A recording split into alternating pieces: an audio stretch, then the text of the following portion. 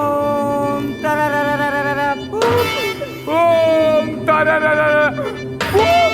ओम तरररररररर ओम तररररर ओम तररररररर ओम तरर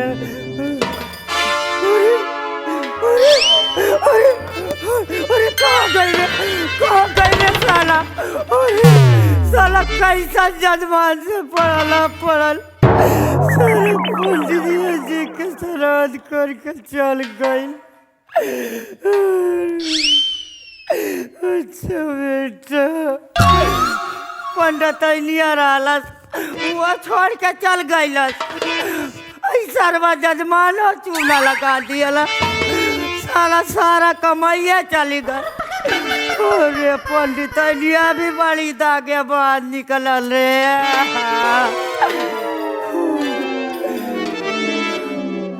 अरे पंडित रे तेरी बेवफाई का शिकवा करूं तो तेरी बेवफाई का शिकवा करूं तो ये मेरी मोहब्बत की तौहीन हो।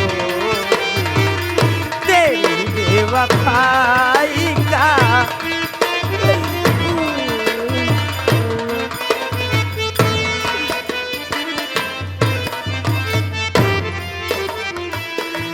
ना महफिल में होंगी ना मेले में होंगी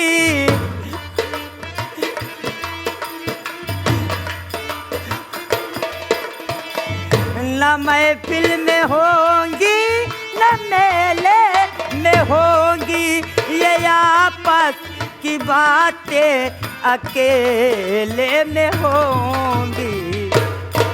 पंडित रे कहाँ चल गईलस रे छोड़ के तुझे बेशरम दे मुरव्वत कहूँ तो ये मेरी मुरव्वत की तौहीन होगी।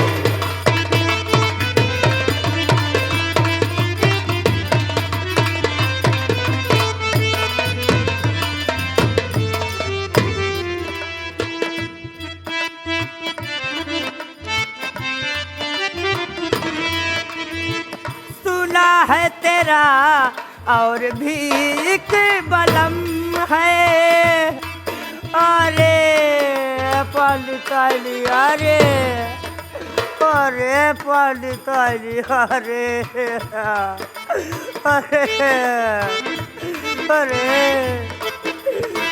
सुना है तेरा और भी एक बलम है मगर गम न करी तुझको मेरी कसम है।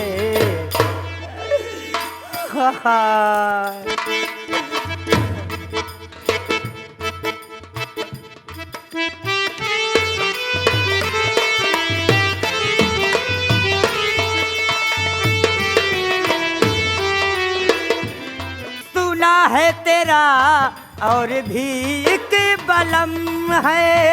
सुना है तेरा और भी एक बलम है मगर गम न कर तुझको मेरी कसम है।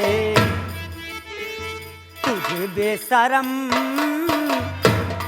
बेशरम दे मुरौवत कहूँ तो ये मेरी मुरौवत की साला चुनवा तो लगाई दिल साला सबको मैं